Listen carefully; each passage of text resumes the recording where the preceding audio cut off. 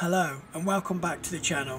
Today on Alien Gaming Tech we're going to look at a custom Minecraft server with a bit of a difference. So sit back and relax while we take a look at this one-off custom Minecraft server. Let's roll the intro.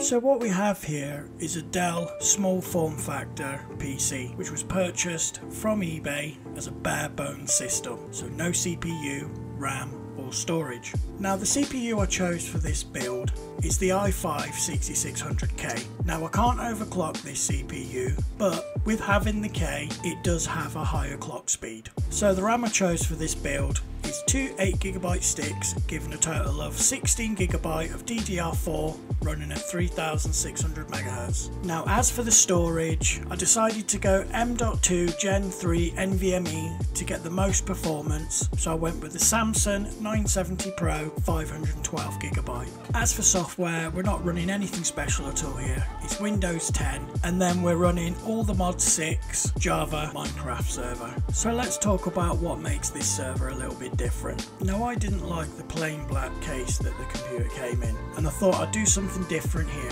So I stripped the computer down, gave it a few coats of primer, got out my acrylic paints and started designing something that I thought would be a bit unique. So after hand painting the design on with acrylic paints, I sealed it in with a few coats of clear lacquer. Now I'm not a professional painter, I don't claim to be, I hardly do any painting at all, but this was just a little project that I could get stuck into, and it's just something a bit different, it's unique, no one else has got it. So the server was built, put in place, it only has a power cable and Ethernet cable as there's no monitor, keyboard or mouse connected to it. Can you guess some problems that we had?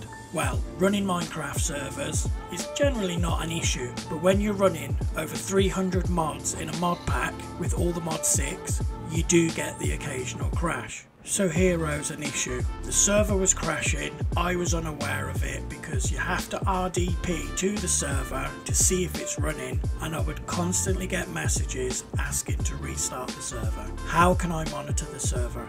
How can I have something in place where I can just have a quick glance to see if the server was active and see how many players are online, if any? So in steps in a Raspberry Pi Zero. Now I decided to use the Raspberry Pi Zero for a few reasons. It's completely independent from the PC. In fact, all it gets from the PC is power via the USB port. The Raspberry Pi Zero has its own operating system, Wi-Fi, Bluetooth, storage, so the only thing it relies on is power from the PC. So if the PC crashes, as long as it's still got power, the Raspberry Pi will function.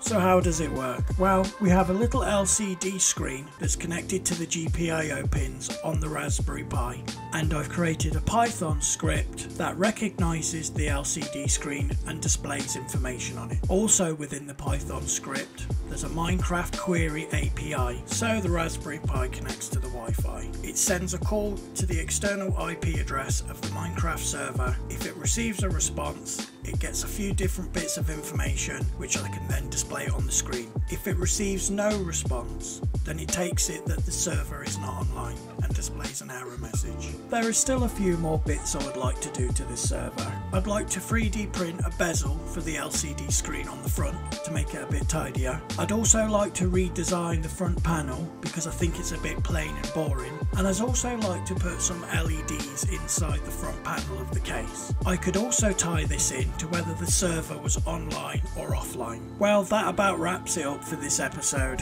Thank you for joining me today, and please consider liking the video and subscribing. There will be more content like this coming real soon.